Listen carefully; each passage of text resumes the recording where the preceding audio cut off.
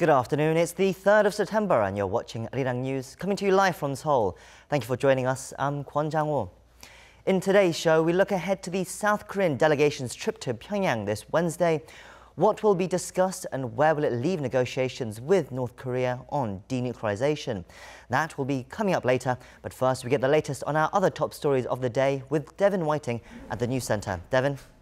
Hi, Jang-ho. Washington's new special envoy for North Korea will soon be visiting America's allies in Northeast Asia. Some have questioned whether he's fit for the job given his lack of diplomatic experience in the region. But the hope is he can break the stalemate between North Korea and the U.S. Lee Ji-won has this story. South Korean news outlets are reporting that Stephen Biegun will soon embark on a trip to Northeast Asia, which will include stops in Seoul and Tokyo. This will be his first time in the region as the new U.S. Special Envoy for North Korea since he assumed the role last month. His South Korean counterpart is a special representative for Korean Peninsula Peace and Security Affairs in the Foreign Affairs Ministry, Lee Do-hun. Biegun previously served as an executive secretary of the National Security Council, a foreign policy advisor to members of Congress, and was an executive at Ford Motor Company. While critics of the administration claim he's unsuitable for the position, considering how he was focused for much of his career on Europe, some beg to differ. CNBC cited Brett Bruen, a former director of global engagement at the White House, as saying Biegun may have the precise quality that's needed during the fraught negotiations, the ability to talk with President Donald Trump.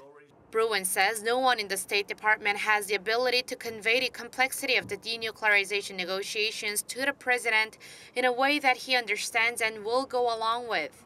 The former New Mexico governor and UN ambassador Bill Richardson said Biegun's skills at Ford will come in handy, but he should also learn the North Koreans' negotiating style, which Richardson called wily.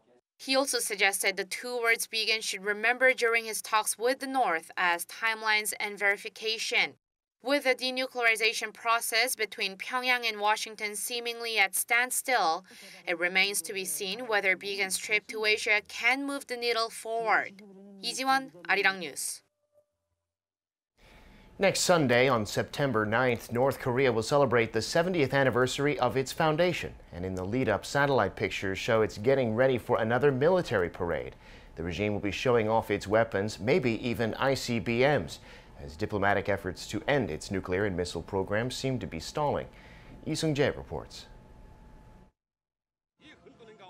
Parades have long been a way for North Korea to show off its military power to the world. Come September 9th, Pyongyang will host a number of major events for the 70th anniversary of the regime's founding, including a military parade. Based on commercial satellite imagery gathered by Planet Labs Incorporated, analysts say the parade is likely to be very similar to the one staged in February. But 38 North, a U.S. think tank devoted to analyzing North Korea, thinks otherwise. According to their analysis of satellite photos, North Korea has been readying for their parade since July, and the event is expected to be one of the largest, given the scale of preparation. Images show some 500 trucks used to transport troops parked outside a parade formation. It also found the shelters for troops are larger than the ones used in the preparation for the military parade to mark the 70th anniversary of the North Korean Army in February. Satellite images dated August 22nd show the medium parade training ground full of tanks, self-propelled artillery, infantry carriers, anti-aircraft missiles, and rocket launchers. Other possible weapons to be showcased include coastal defense cruise missiles, as well as at least 6 solid-fuel, short-range ballistic missiles, possibly of a type first seen in February. However, analysts say there are no signs of ICBMs yet. They added that if ICBMs or other large missiles are present, they would likely remain hidden under cover in heavy equipment storage areas until the day of the parade. The parade is also expected to draw visits by foreign delegations, and for the first time in 5 years, a massive choreographed performance known as the Mass Games. Lee Sung-jae, Arirang News. In other news, K-pop supergroup BTS is making history yet again. The 7-member boy band has topped the Billboard 200 for the second time in just 3 months with their latest album. Our Kim Da-mi has more. Top of the charts again, BTS have captured their second #1 on the Billboard 200 with their new album, Love Yourself Answer. This comes only 3 months since the K-pop group had their first #1 album with Love Yourself Tear. The US music chart Billboard 200 ranks albums based on both offline and digital sales, including streaming. According to Nielsen Music, the latest album by BTS sold 185,000 equivalent album units in August, 141,000 of which were traditional album sales. American magazine Forbes also said the new record is not just immense for BTS and the Korean music world, but also for the more general state of pop music in the 2010s. The new album is the conclusion of BTS' Love Yourself series. The music video for its hit song Idol also broke a YouTube record with 56.26 million views within 24 hours of its release, smashing the previous record set by Taylor Swift's Look What You Made Me Do. Fans and celebrities around the world, including American rapper Nicki Minaj, who made a guest appearance on one of the album's tracks, have been sending the group messages congratulating them for their achievement. BTS are currently on their sold-out Love Yourself World Tour, performing in 16 cities, including Chicago, Paris, and Amsterdam. Kim Da-mi, Arirang News. Meanwhile, South Korea's National Assembly has kicked off its second regular session since the Moon administration took the helm in May 2017. The rival parties have a lot to work through. The success of the 100-day session will depend on whether they can work together or not. Kim Min-ji reports. The National Assembly will be in full swing over the next 100 days after the regular session kicked off Monday. It's the first regular session of the second half of the 20th National Assembly and will be a chance for the legislature to clear the slate and shake its reputation for bickering and being unproductive. Let's conduct ourselves with dignity. Let's not engage in hostile confrontation, but find solutions. Let's show that we work long nights and that we respect each other as colleagues. We're in the driver's seat now. I ask each and every lawmaker to work together over the next 100 days and do everything possible to revive the economy and pass reform bills. Starting Tuesday, the chairs of the country's 3 negotiating parties will give speeches on their respective agendas and viewpoints. The following week, the rival parties will hold a 4-day Q&A session with government ministers on a range of topics from foreign affairs and security to the economy and social issues. Also during this 100-day session, the National Assembly will conduct an audit of government ministries and their affiliated agencies, as well as deliberate on the government's 2019 budget. Confirmation hearings will also be held for President Moon Jae-in's new cabinet nominees. With so much on the to-do list, cooperation among all parties will be key for the session to bear fruit. But over the past few weeks, they've been at loggerheads over the government's income-led growth policies, with the opposition claiming it's actually burdening low-income households and slowing job growth, and they've called for an all-out revision of the policies. The opposition bloc has also vowed to closely scrutinize the government's $420 billion budget proposal to ensure there is no unnecessary spending. That could be an obstacle for the ruling party as it seeks to pass bills in the regular session in support of the government's income growth strategy and its reform drive. Those include bills on deregulation and ones related to improving people's livelihoods, ones that failed to pass during the August session. And as the ruling party is short of an absolute majority with 129 seats in the 299-seat assembly, they need opposition support to get things done. Though all parties agree on the need for the National Assembly to get work done, a major question is whether they'll be able to get past their differences. In fact, the floor leaders of the negotiating parties sat down for talks over pending bills on the first day, but those differences were only reaffirmed. Kim Min-ji, Arirang News. I'm Devin Whiting, and those are your news headlines.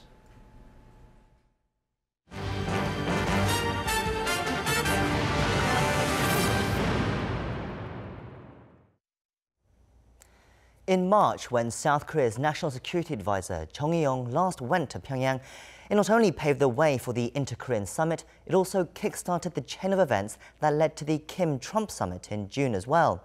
With recent negotiations between North Korea and the US at a standstill, it's hoped that Chung's visit will once again act as a catalyst to bring further progress toward the regime's denuclearization and possible peace on the peninsula. Cha Sang-mi has more on the delegation that was named on Sunday to travel to Pyongyang. Seoul's top office on Sunday named the high-level officials who will be dispatched to Pyongyang to work out the details for the third summit between President Moon Jae-in and North Korean leader Kim Jong-un. The five-member group traveling to Pyongyang will be headed by National Security Advisor Chung Eui as chief envoy.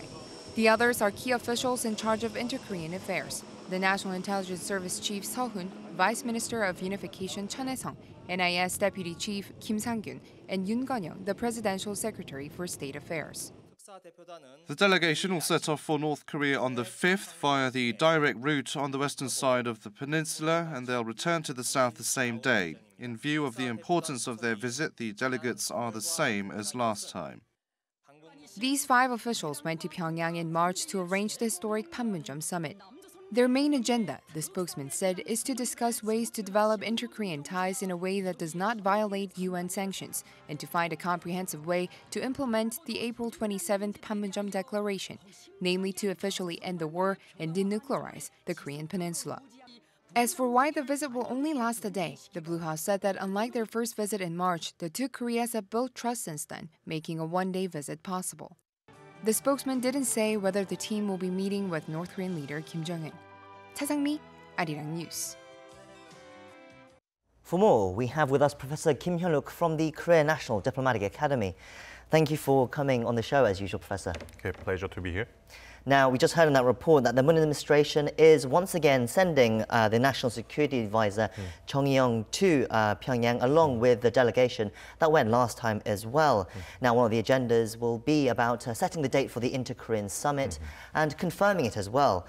But sending a special envoy like this is quite a strong card. Does this suggest that there's still a lot to discuss about the summit? Some things that perhaps couldn't have been sorted out with lower level officials, such as working level talks at Panmunjom or high level talks at Panmunjom? Yes, I think, the special envoy, the role of the envoy is very big. I think at this juncture,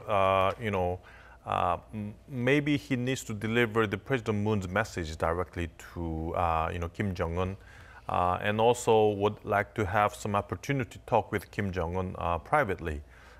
In the meeting, if that is held, I think Kim Jong-un would give to Chung Eui-yong his willingness or intentions, and the way he thinks would be the negotiation between North Korea and the United States. Also, he will talk about the future pathway for Kim Jong-un to denuclearize itself and what conditions would make it possible. So these kinds of talks I don't think would be possible in a working level or high level talks. Bureaucrats would talk about it, but this is a very delicate issue. I mean, this is something that needs a more delicate talks, give and takes and negotiations, which I think would be only possible by sending out the special envoy Chung Eui-yong to Kim Jong-un, and they already have met each other before, and I think this kinds of juncture, I think the role is very important. Chung Eui-yong's role is very important. You mentioned the possible meeting with Kim Jong-un, but at the moment there's no guarantee that Chung Eui-yong will meet with Kim Jong-un again.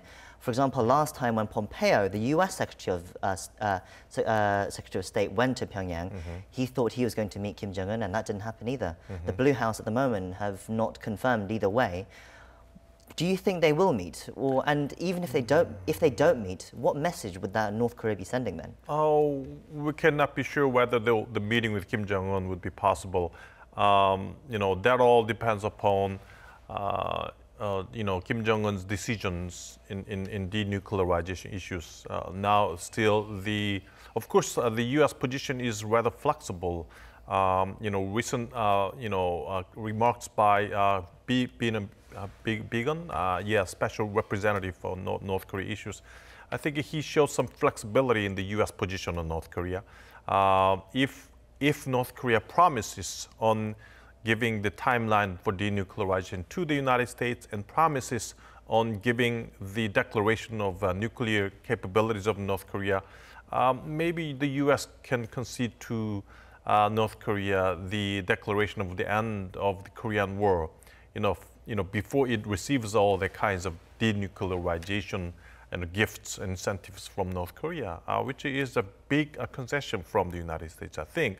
So I think still now the U.S. and North Korea is talking on behind the scene over the denuclearization issues. I'm not sure how far they have gotten on the agreement yet, but I think they will talk and talk and talk, maybe in the New York channel or still they will be talking. And I think Kim Jong-un is waiting and see how the entire scenery is going on, evolving. For example, this kinds of talk with the United States, how is it going on? And also what will be the Xi Jinping's visit thing is going on. All these kind of things, many factors are waiting for Kim Jong-un's visit. And I think, when Chung Eui-yong visits North Korea, Pyongyang on the 5th, right? At that juncture, how all other factors are working on would affect the meeting with Kim Jong-un at that time. Okay, so we can't say either way, and we can't read either way, whether if he meets or not, what that could mean into the situation. We can be sure beforehand at this juncture.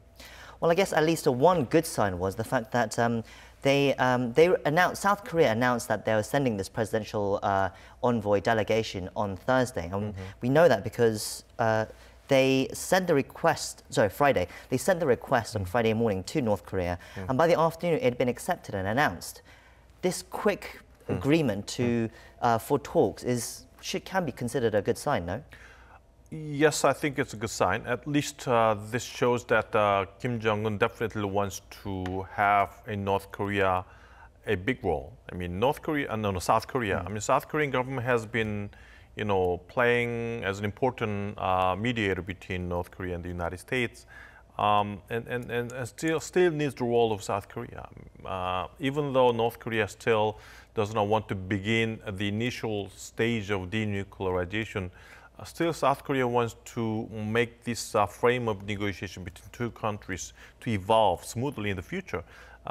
Secondly, I think North Korea wants to develop this kind of détente between North and South Koreas, on and on, maybe to the level in which maybe the exchanges between two Koreas might possibly violate the international community sanctions. That's some kinds of concerns the U.S. has. It's just a subsidiary issues. I mean, it's not beginning. The two Koreas not beginning the economic exchanges, but even though they talk about some other subsidiary issues like establishing some representative offices, a liaison office in Kaesong or something like that, still, there might need some kinds of economic incentives given to Pyongyang. For example, they might need to bring the diesel oil to Kaesong so that kind of oil support is something that needs for the operation of the office over there. So all these kind of things are something that the U.S. is worrying about. But I think this is still a significant issues we have to think about. The last time Chung Eui-yong went to Pyongyang, he went straight to Washington afterwards and he talked to President Trump. And that's when the announcement about the Trump-Kim summit was announced, that Trump had agreed to it. So his visit proved to be a catalyst to all these recent negotiations and the Trump-Kim summit in Singapore in June. How important do you think this latest visit could be towards negotiations between North Korea and the U.S. as well? I think it's highly possible that Chung Eui-yong will visit Washington, D.C. again after his visit to Pyongyang. But more important thing is what kind of messages North Korea gives to Chung Eui-yong. At least it should be something positive. At least this should be something that makes denuclearization process of North Korea possible. If there is no intentions of North Korea to begin initial phase of denuclearization, Jong Un doesn't need to visit Washington, D.C. These kinds of visits without any outcome would endanger the relations between the U.S. and South Korea. So I think, at least some kinds of positive message by Kim Jong-un would enable Jong Un to visit Washington, D.C. The US in the past have said denuclearization of North Korea remains the priority ahead of anything else. But Chung Eui-yong's visit is not only about the US-North Korea relations, it's also about the inter-Korean relations as well, about the possible joint liaison office and about other issues as well that they've talked about. What do you think the US will make about that side of Chung Eui-yong's agenda on this trip? The basic thing that the US has on South Korea is that, okay, the U.S. definitely supports North-South Korea exchanges, detente and the relationship improvement between two Koreas. But, as you mentioned, the priority on the U.S. side is denuclearizing North Korea.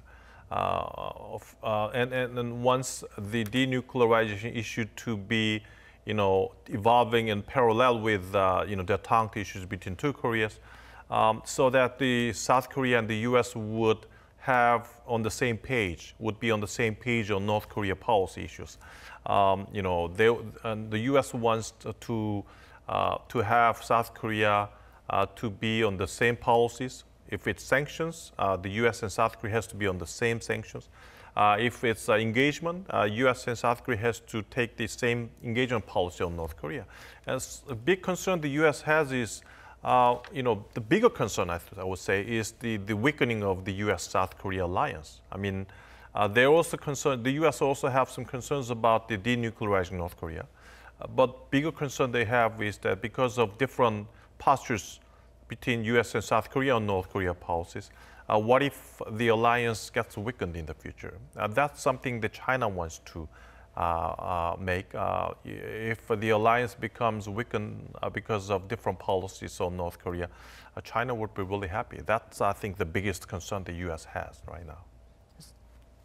Now, seeing as you mentioned China, let's move on to China. So previous reports have said that Chinese President Xi Jinping will be visiting Pyongyang on September 9th, a few days after Chung Eui-yong's visit.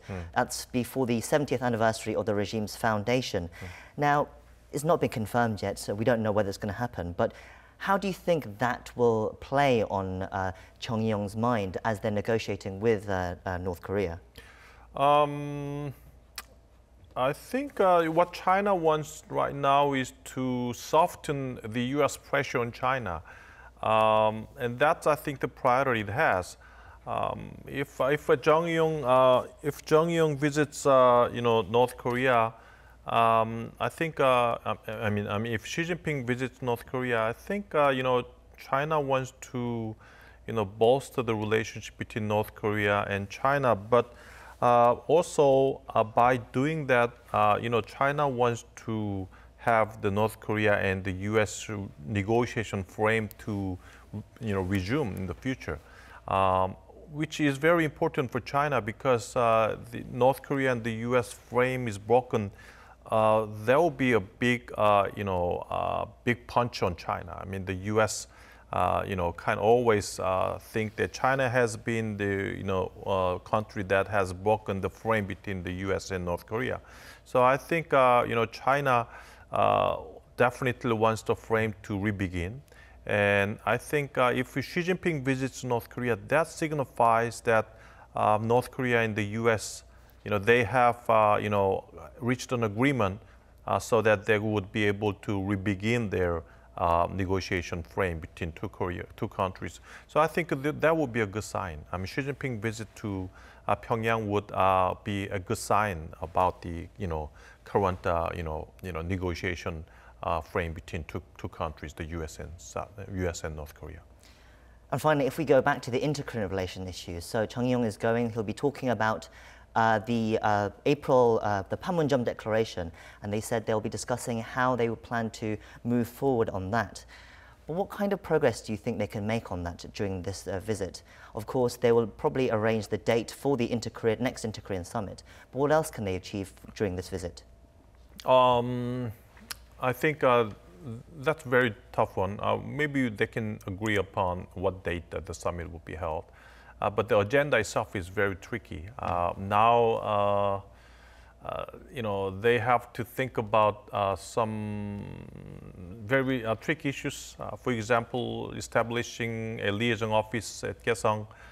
That also is something that the U.S. is worrying about because, North-South detente is good, but that should be in parallel with the denuclearization issues. If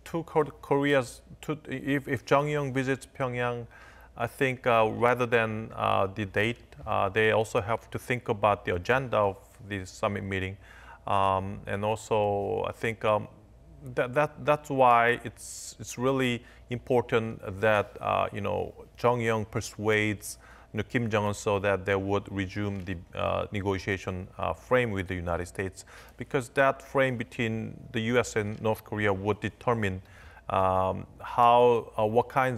much momentum this summit meeting would have for the further development of other series of events and especially in September.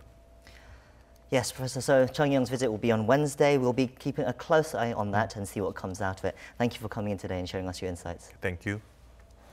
That's our show for today. I'll be back tomorrow with more in-depth analysis of the day's top stories. Hope you can join us then, and thank you for watching. Goodbye for now.